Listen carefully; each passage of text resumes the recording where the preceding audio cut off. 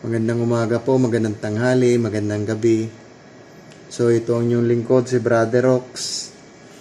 Pag-usapan po natin ngayon o pag-aralan yung nakasulat sa bato sa 2 utos sa 10 utos na ibinigay kay Propeta Moises. Ganito po nakasulat doon sa Exodo 20 verse 4, huwag kang gagawa para sa iyo ng mga larawang inanyuan o ng kawangis, man ang anumang anyon na sa itaas sa langit o ang nasa ibaba sa lupa o nang nasa tubig sa ilalim ng lupa.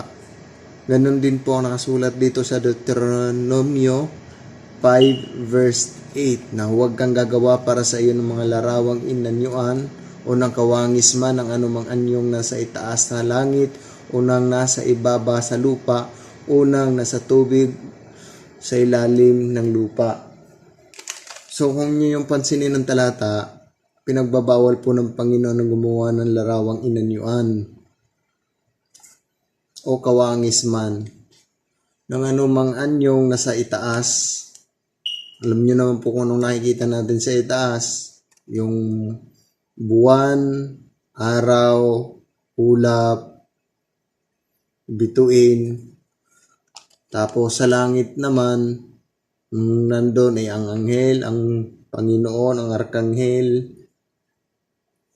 So bawal pong gumawa ng larawang inanyuan. Unang nasa ibaba sa lupa. Dito sa lupa, anyo ng tao, anyo ng hayop, anyo ng mga puno, anyo ng kalikasan. Bawal po gumawa ng larawang inanyuan. Lalo na po sa tubig.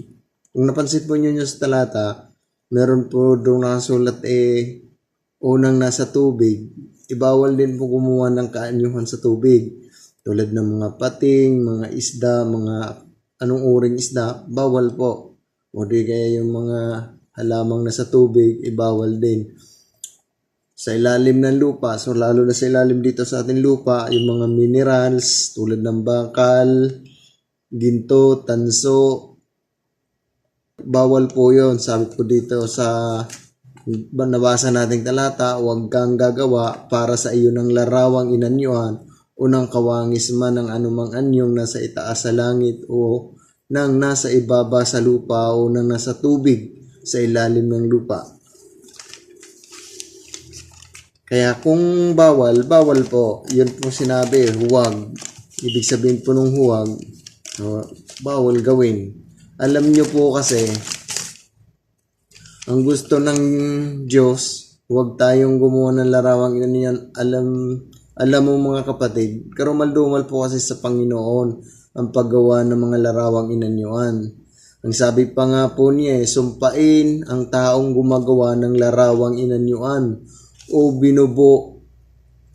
Mas maganda basahin po natin ang Deuteronomio 27:15. Sabi po rito, sumpain ang taong gumagawa ng larawang inanyuan o ng binubo, bagay na karumaldumal sa Panginoon, na gawa ng mga kamay na nanggagawa at inilagay sa dakong lihim, at ang buong bayan ay sasagot at magsasabi, siya nawa. Diba, hindi lang karumaldumal sa Panginoon, kundi sumpain pa ang taong gumagawa ng larawang inanyuan. At ang buong bayan ay sasagot at magsasabi, siya nawa. Kaya sumunod tayo sa Diyos. Kapag sabi niyang huwag, bawal yun gawin. Marami pong salamat sa inyo. At sana gabayan pa po tayo ng ating Panginoon. Maraming salamat po at pag-ingat po kayo. Please na lang po paki-follow ang ating Facebook, ang ating TikTok at ang ating Twitter. At paki-like, subscribe at saka pindutin nyo ang bell para naman po sa ating YouTube channel. Maraming salamat po. Paalam.